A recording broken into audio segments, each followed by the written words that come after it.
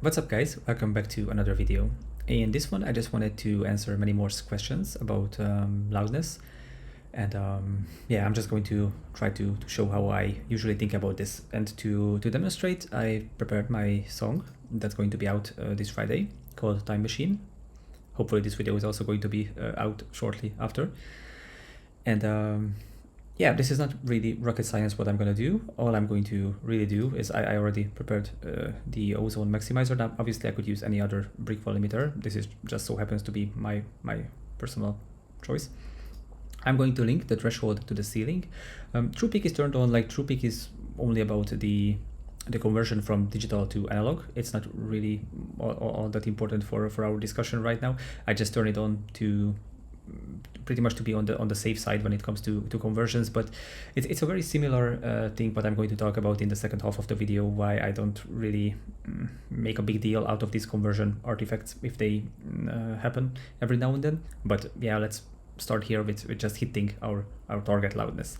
Now obviously, as you can see it on the waveform, this export is like pretty quiet, and but every other processing is in place already on the song. It's just that the final limiter is missing. So this is what I'm going to adjust right now. And so what I'm going to do is I already linked the threshold and the ceiling, and I'm just going to lower the threshold down until the point where I start to hear something noticeable, that the limiter is now starting to do something which is you know, like maybe there's a little bit of distortion that it's creating, maybe there's a little bit of a pumping that it's creating, really whatever that starts to feel like that I'm going a little bit too far away. I'm going to dial back a little bit, and then after that point I'm going to check on where do we stand with the loudness. So yeah, let's do this.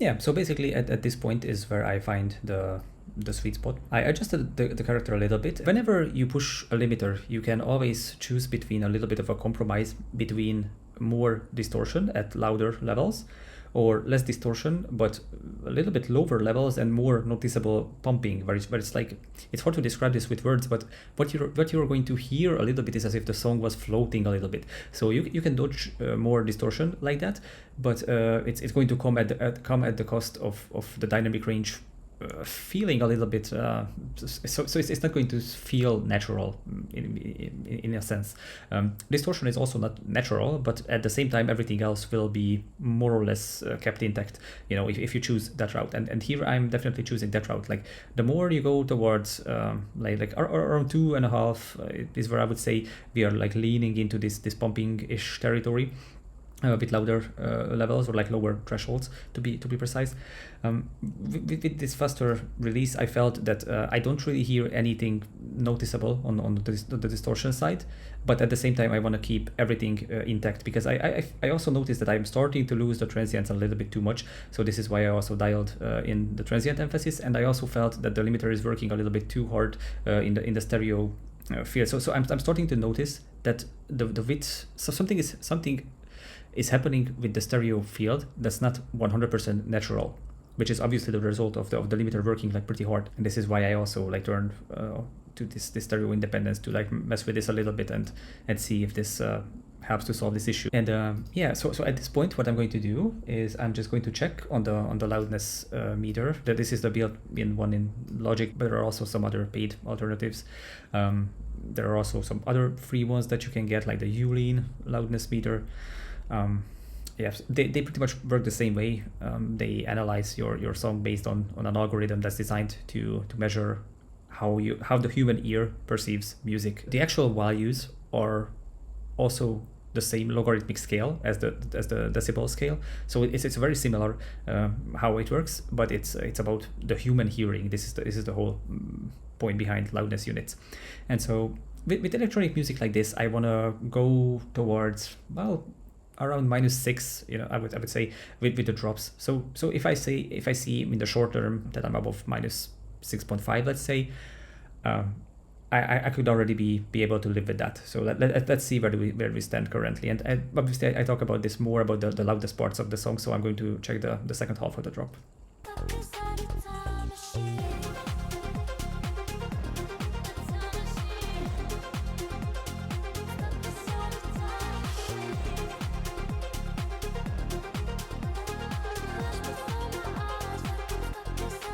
So yeah, we are in the ballpark, but I wanna like push it just a little bit more, and let's see what happens, because because of my expectations of how I imagined pushing this song. I already feel that this would be like good enough already, but let's just see if I lower the threshold a little bit more with these new settings, because I didn't lower it after adjusting these. If I can get away with pushing things a little bit more.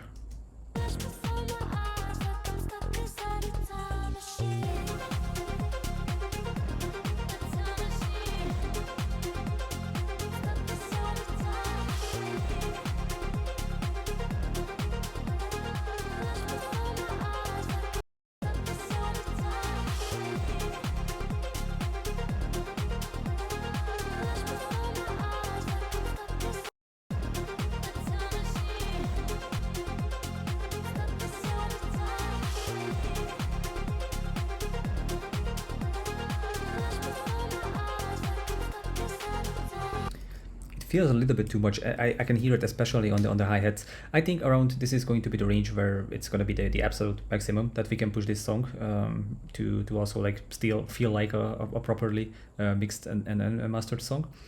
So yeah, this is basically the procedure that I do every single time with every single song that I'm finalizing. And obviously, if I feel like that something needs to be pushed more, so for example, if I were to be able to like hit, let's say, -8, and it was already distorting or like pumping or something weird would be happening, which prevents me from just simply lowering the threshold more and gaining the volume that way without destroying the song itself.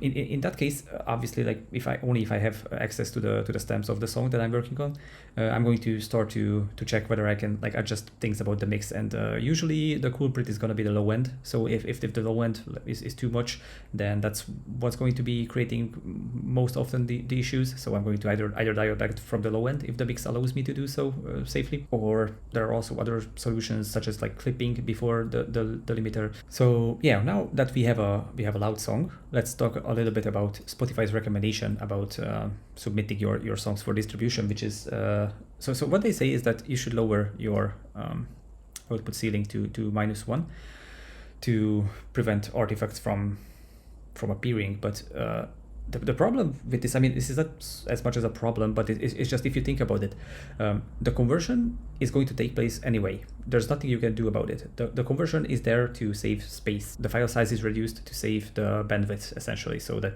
your mobile data plan isn't zeroed out after listening to, I don't know, 20 songs. So the conversion is going to take place whether you like it or not. So there are going to be peaks and artifacts created. The only thing you can possibly control about this procedure is whether these peaks or like artifacts are gonna get clipped or not. And this clipping is not as noticeable, to my ears at least, as the conversion procedure itself. So for me, I don't really see why people make such a big deal out of this thing, to be honest, because if you can already hear the conversion, then also, to be fair, like these codecs are not that bad. So like neither MP3, which is like just fine for 99.9999% of the world's population, is like only so few people in the world who like really cares about high definition audio. So the point that I'm trying to make here is I feel that this is a little bit overemphasized in a sense, because if you can hear the conversion, which you can hear if you're listening in high definition, you can already hear the conversion on Spotify. Like I can hear it, anyone else who works in audio can probably hear it. And also, like on a funny note, Spotify and Apple Music and YouTube Music and also all these platforms are sounding a little bit different from each other. So even if my music gets this artifact slash clipping-ish treatment from the platform, I don't necessarily mind it because all the other music that's uploaded there are also sounding the same way. So it's like, in a way, my music is going to fit in, in these platforms with their conversion anyway. So I don't even necessarily want to dodge every single part of this conversion because I kind of want my song to fit in. Hopefully this makes sense. So what I'm doing, it's this is why I mentioned TruePeak in the beginning, and why it's the same concept. It's like I'm going to turn my masters down to minus 0.3. If something goes above this line because of their conversion and it gets clipped, that's going to be perfectly fine by me. And also with electronic music, you're never going to hear a clipping noise pretty much ever. Like this limiting process is much more destructive than anything that would be created by conversion intersample peaks, if this makes sense. So if your own limiting at high definition with electronic music doesn't bother you while reaching your target loudness, then this type of clipping that you're supposed to be avoiding, like this is never ever pretty much going to be noticeable to you anyway. And also another thing that just popped into my mind is that not everyone on Spotify is listening to normalized or like standardized loudness levels, because I hate this word normalization because it means a completely different thing in an audio setting than to standardized levels. Let's say standardized levels, because on Spotify you can, and every other streaming platform probably too, like you can turn off this option. And for the people who turns this option off, once again, I'm thinking I'm coming from the frame of working with electronic music. 1 dB on the output, minus 1 dB on the output, it's like it's going to make so much of a difference when your song comes after another one which doesn't have this turned down so much. It's going to be so obvious that your song is like all that much quieter, and it's not going to sound great in that context, if this makes sense. Now, obviously, most people are going to be listening with this setting turned on, so this is not for the majority of people, but it's something to also consider when thinking about how much you want to drop down your output. So yeah, basically just to summarize my thoughts, I do lower my output to minus 0.3, but not to minus 1. Like maybe if I were to master jazz or classical music, like I would do that to be on the safe side, but I don't really see a big point in doing so. This is because the conversion itself is already audible to me. Any clipping happening or not, it's not any more bothering to me than the conversion process itself. And my assumption is that for the people who are listening in lower definition, they don't hear the conversion, they won't even hear the clipping either. It's pointless to try to account for that, in my opinion at least. So yeah, this is how I think about this. And at minus 0.3, I'm already going to be dodging the most obvious things that need to be dodged. So yeah, hopefully this makes sense. And thanks for watching. See you in the next one.